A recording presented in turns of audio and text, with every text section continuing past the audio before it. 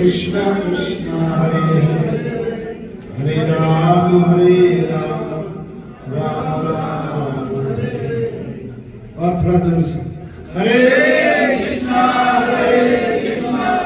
कृष्ण कृष्ण हरे हरे हरे राम राम राम हरे हरे। सबसे पहले गुरुदेव नित्य लीला प्रविष्ट विष्णुपाद अष्टोत्तर शतश्री श्री श्रीमद् भक्तिवेदांत स्वामी गोस्वामी महाराज जी की चरण कमल में अनंत अनंत कोटि प्रणाम करता हूँ।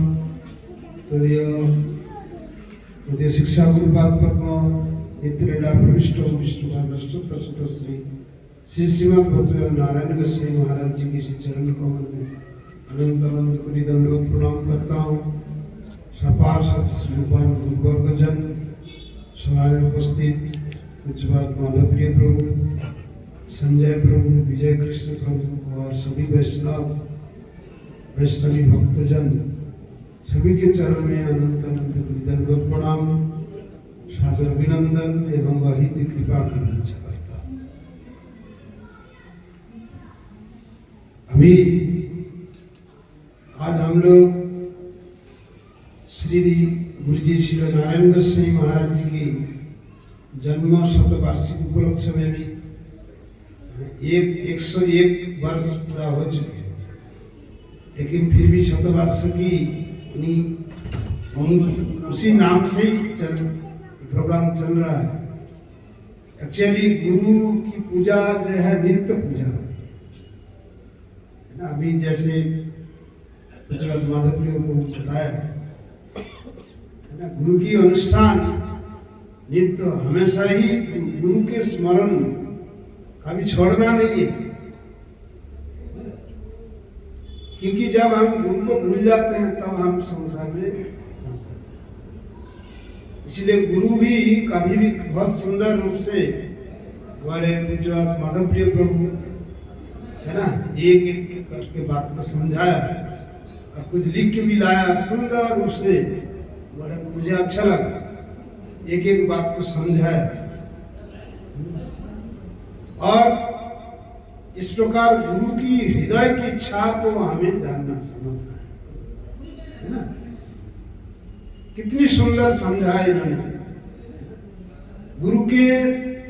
गुरु महाराज क्या चाहते हैं वो हमें समझना। अब जीवन में कर पाऊं कि नहीं कर पाऊं वो अलग बात है, पहले तो गुरु की इच्छा क्या है वो हमें समझना होगा। इसलिए बार बार उनकी कथा जो है, इन जो रस है उनको तो जो रस ये क्यों बताते हम तो योग्य नहीं है कोई, फिर भी बोलते रहे क्योंकि वो लालच देते, वो तो लोभ, ये लोभ उत्पन्न कराने के लिए और ऐसे सिद्ध महापुरुष इस बात को बोलते थे। ये हमारी गुरु जी नारायण गोस्वामी महाराज ये आचार्य जी का वैशिष्ट है। और हर आचार्य एक बात को बोलेंगे ऐसी बात नहीं, एक एक आचार्य जी का वैशिष्ट है। तो हमारी इस प्रकार सेवा की इच्छा तो पहले हो, करना तो बात की बात है ना। इसलिए इस संसार में अनेक बहुत प्रकार की यज्ञ है, दान पुण्य की है, अश्वमेध यज्ञ, गोमेध यज्ञ, क्या क्या है। लेकिन अश्वमेध यज्ञ गोमेध यज्ञ का भी मना है कोई। अश्वमेधम गोबलभम पलपत्यकम सन्यासम परपत्यकम देवरण शतपुत्रम कलो पंच विवर्धन। बता रहे अश्वमेध यज्ञ गोमेध यज्ञ बड़े बड़े राजा लोग करते थे, वो भी माना है, कभी के लोग संभव नहीं। सन्यासी भी माना है, लेकिन कौन सा सन्यासी जो एकदम भी सन्यासी होता। ये भक्तिनाथ ठाकुर जैन धर्म में विस्तार में वर्णन किया।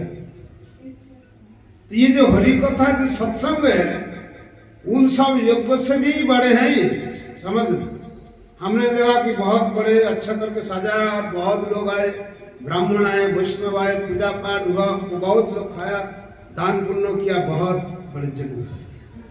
लेकिन हरिनाम संकीर्तन से बढ़कर के जग को कोई नहीं। बोलो हरिनाम प्रभु की।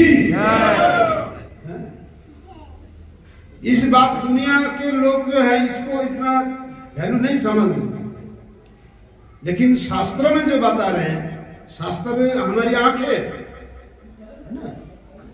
गुरुदेव क्या है? गुरुदेव भी हमारे आंखें हैं, हमारी जीवन है। गुरु महाराज गुरुवर्गो हम लोगों के लिए, बद्ध जीवों को लिए, हम जैसे मेरे जैसे बद्ध जीवों के लिए, सभी शिष्यों के लिए गुरुदेव आते हैं। उनका जन्म कर्म से परे है। इसलिए हम पहले हरि कथा में कौन कितना भजन हम कर रहे हैं वो पता कैसे चलेगा? गुरुजी कहते हैं कि जो हरि कथा सुनता है कि नहीं, है ना, मठ मंदिर की कमी नहीं है, लेकिन हरि कथा देखना, हरि कथा में सुनने की अभी बहुत हालत खराब है। जब तक हरि कथा की वैल्यू नहीं समझेंगे तब तक भाई भक्ति बहुत दूर की बात है। हरि कथा में जिनकी जितने रुचि है वो उतनी भक्ति में आगे बढ़ेंगे। इसलिए बहुत जरूरी है ये कथाएं। और बाकी कोरोना आकर के लोगों को डिस्टेंस बना दिया, फिर अभी तो धीरे धीरे सब खुल गया, लेकिन ये जरूरी है। गुरुजी नारायण गोस्वामी महाराज है ना, इन हरि कथा के लिए, सत्संग के लिए बोलते हर सब काम छोड़ करके बैठे बात में और काम।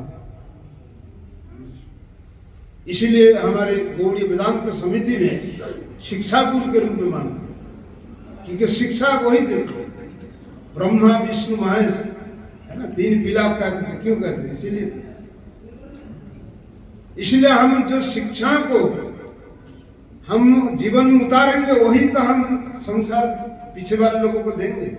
और हम जो शिक्षा हम नहीं खुद ही नहीं उतार रहे।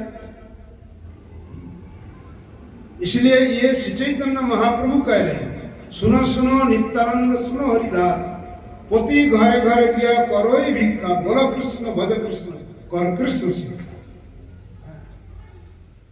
कृष्ण बोलना है, दूसरे को जब बोलेंगे अपना भी बोलना हो जाएगा।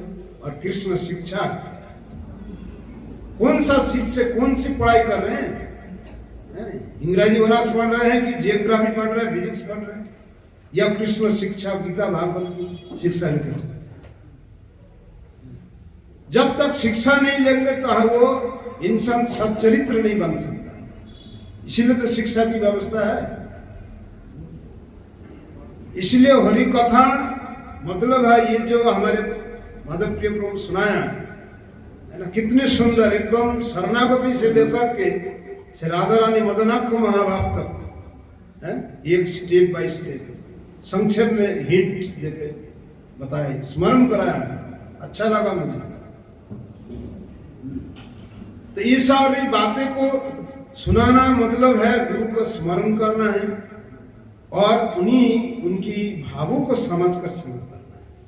और उनके अंदर ये ऑटोमेटिकली जो है क्या होगा, ये 6 शरणागति का लक्षण दिखाई पड़ेगा। जो जितने बड़े ऊंचे भक्त होंगे उनके अंदर 6 शरणागति के लक्षण दिखाई देंगे, बिल्कुल मिरर की तरह। क्या है वो? अनुकूल संकल्प प्रतिकूल से विवर्जन, रक्षस्थित विश्वस्य भक्तर्थ वर्णन तथा आत्मनिच्छ क्षण विधास। भजन के अनुकूल लोग काम करेंगे, प्रतिकूल करने की बात छोड़ो, सोचता में सोचेगा नहीं। और हम क्या चाहते हैं, अनुकूल भी करेंगे, प्रतिकूल जो है भौतिक भोग भी भोगेंगे, दोनों काम है ना। अपना काम धंधा भी चलता रहे और भक्ति भी होता रहे। तो प्रभु जी ने क्या बोला, बोलते ऐसे से तुम नहीं समझ पाए। और जो सुनेगा नहीं उनको लगेगा बार बार वही बात कह रहे हैं, उनको इंटरेस्ट भी नहीं होगा।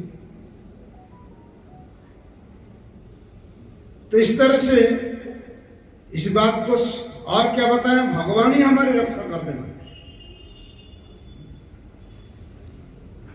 और क्या बताएं, भगवान के प्रति पूरी विश्वास।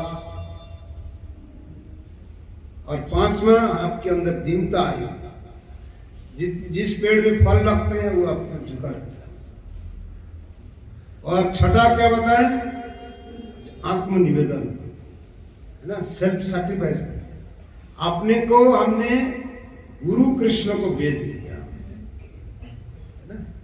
फिर अपनी कोई इच्छा नहीं रही। जब तक इच्छा रह जाएगी तो फिर संसार में, इसलिए बता ना, गुरुदेव और किसी शिष्य को सबको जानते हैं तो क्या कहना चाहते हैं। इसलिए गुरु हमेशा नित्य वर्तमान रहते हैं। गुरु के शरण में, गुरु के फोटो देखने से नहीं होगा, साक्षात उनके स्मरण, हमेशा ही उनके ही अनुगत्य में सेवा, पूजा, परिणाम आदि ग्रंथ अध्ययन करना, तब हम धीरे धीरे धीरे धीरे उन्हीं विचारों को समझ पाएंगे।